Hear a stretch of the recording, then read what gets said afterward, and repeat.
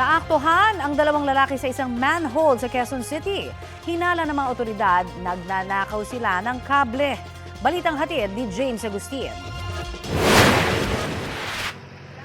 Bantay sarado ng mga taga-barangay Pasong Tamo ang manhole na ito sa Visayas Avenue sa Quezon City mag-aalas 5 ng hapon nitong Lunes. Pataligiran niyo. May patalim ba? May patalim?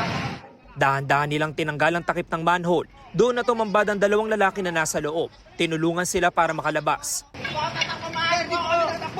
Nagpupumiglas pa ang dalawa habang inaaresto ng mga taga-barangay. Ang dalawang lalaki naaktuhan umano nagnanakaw ng mga cable wire. Ayon sa mga taga-barangay, nakatanggap sila ng report mula sa isang security guard. Kaya nila nirespondihan ng lugar. Parang napansin nila, parang gumagalaw yung takip ng manhole ng naramdaman nila na may tao sa loob. So nag-report sila rito. So nagpunta yung ating mga BPS ron at yun nga, napatunayan nila na may tao, inangat nila yung takip at nakuha nila yung dalawang tao. Nung nalabas na, purputik sila. Pinaliguan pa nga dito ng mga tanod ko. Dahil napakabaho eh.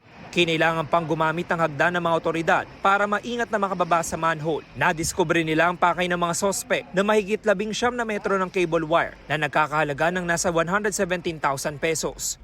Nakuha rin ng isang lagari at bakal na kadena. Itinurn over sa Holy Spirit Police Station ang dalawang sospek na edad 31 at 33 anyos. Iniimbestigahan pa po namin kung kasama sila sa mga criminal gangs na dito sa QC.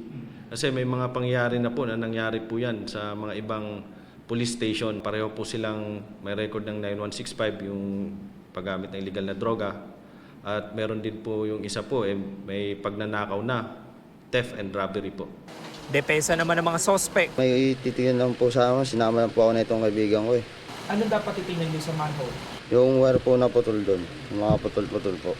Hindi po totoo yan kasi po, may hinahanap lang po kami talaga dun sa baba. Ano hinahanap niyo? Yung mga konting malilit lang po na tira ng mga unang pumasok dun. Pero ano gagawin niyo doon sa makukuha? Benta po sana. Sinampahan ng mga sospek ng reklamong theft at paglabag sa Anti-Cable Television and Cable Internet Tapping Act of 2013. James Agustin, nagbabalita para sa GMA Integrated News.